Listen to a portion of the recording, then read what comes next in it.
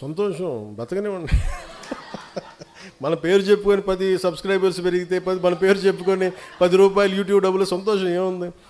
మన తిట్టి కూడా డబ్బులు వస్తాయి, మన తిట్టినా కానీ సబ్స్క్రైబర్స్ పెరుగుతారు, పెరగనివ్వండి. అంటే ఇవన్నీ ఎందుకు చెప్తున్నారంటే it is not that easy to run a political party. అలసిపోతాను కదా సార్, కానీ వదలను, అది కూడా ఉంది నాకు.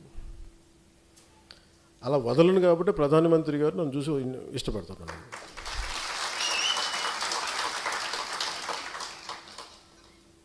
ఒక ఆడబిడ్డ ఎక్కడో ఒమాన్లో ఇరుక్కుపోయి,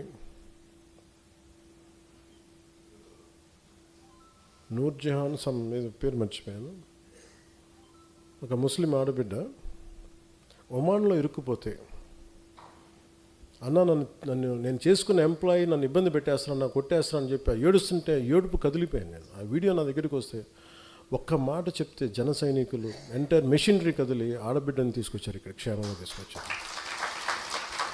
ఇలాంటి సంఘటనలు 100 మంది తిట్టిన ఒక ఆడబిడ్డ ఆనందంతో చెప్తుంది కదా, చిన్న కన్నీళ్ళు, అది చాలు నాకు. ఒక 100 అవమానాలు తట్టుకోవాలనిపిస్తుంది. ఇప్పుడు మన దగ్గర టీవీ ఛానల్స్ లేవు. నేను చాలాసార్లు చూస్తుంటా, ముందు నన్ను ఎవరిని మెచ్చుకొని తెగ విశ్లేషకులు ఉన్నారని నాకు భయం వేస్తుంది. వీళ్ళ తర్వాత ఫ్యూచర్లో తిడతారు నన్ను.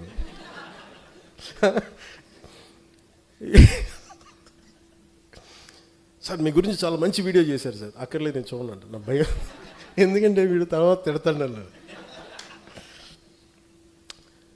అంటే అది ఏమైపోయిందంటే మరీ అంత ఒక బ్రూటల్ ఫ్యాక్ట్కి యాక్సెప్టెన్స్ వచ్చేస్తుంది. ఈ మధ్యన మా విశ్లేషకులు, మన పేరు మర్చిపోయానండి, ఎవరు ఏమో 2-3 పేరు, ఆయన ఏమంటారు, నేను వెళ్ళలేదు చదువు, ఆయన కూడా తిట్టారండి కొద్దిగా. ఏమన్నారు,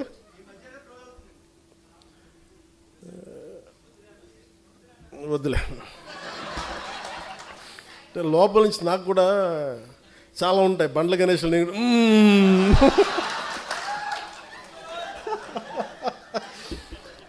ప్రొడ్యూసర్ బండ్ల గణేష్ ఏమంటాడు కూర్చోబెట్టి లోపల బావులు, అట్లా నేను కూడా ఏదైనా మాట్లాడాలనుకుంటే వద్దులే వస్తుంది.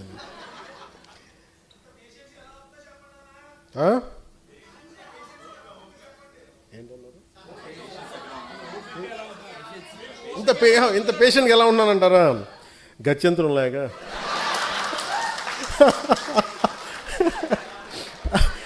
అలాగే ఇప్పుడు విశ్లేషకులు ఏది మాట్లాడుతూ ఉంటే, అంటే ఈ మధ్య ఎక్కువ న్యూస్ అయింది కాబట్టి చెప్తాను, మామూలుగా ఇది పట్టించుకోను. కానీ నేను ఎందుకు మాట్లాడుతాను, ఎవరన్నా సరే అమిత్ షా గారు ఎలాంటి వ్యక్తి, దిగ్విజయంగా 3 సార్లు భారతీయ జనతా పార్టీని